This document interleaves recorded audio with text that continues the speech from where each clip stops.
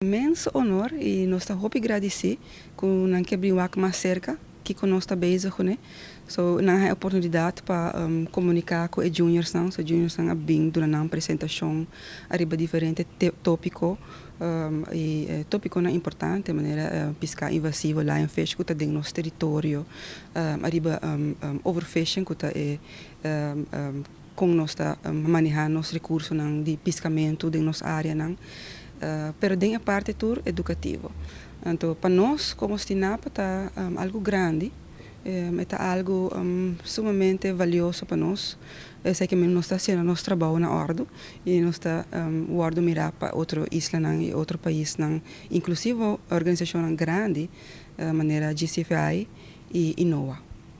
E duas companhias que não vão mencionar, GCFI e NOAA, que está inserida, que está na função? Bueno, GCFI está grupo de uma organização que está trata na ajuda a isla do Caribe para não ter união e mais cooperação com outro dentro do qual não está.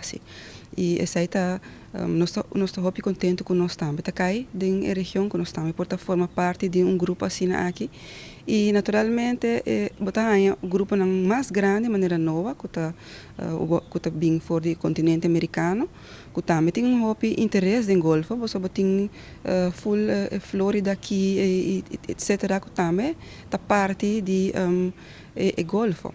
Então essa está põe que é evento mais grande e mais mirado para a organização internacional. E na final, o que está em meta para o que Stinapa que mira?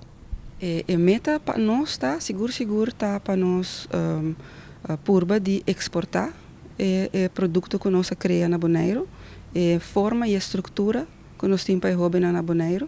Me te querer sair mais tanto nos enfoque já para vários anos acaba nossa exchange com a Junior Ranger nós vai viajar para Saba, nós vamos invitar para Cancún, nós vai Aruba algum viaja para purba de miúda Parque Aricoc para binco próprio Junior Ranger programa, nós queremos sair com o Corsol, sábado tem grupo de Junior Ranger, nós vai Grenada e não também a começar com o programa de Junior Ranger, que me disse assim nós começar cana e caminho com den Caribe, tem mais de tipo de programa aqui similar, então ora nós por assim exchange com hobby que é hobby bem aqui nós por baixo outro, então se não por cinta e comunicar com outro. Sim. E sim, conhecer outra isla do Caribe que está parte de área mais grande.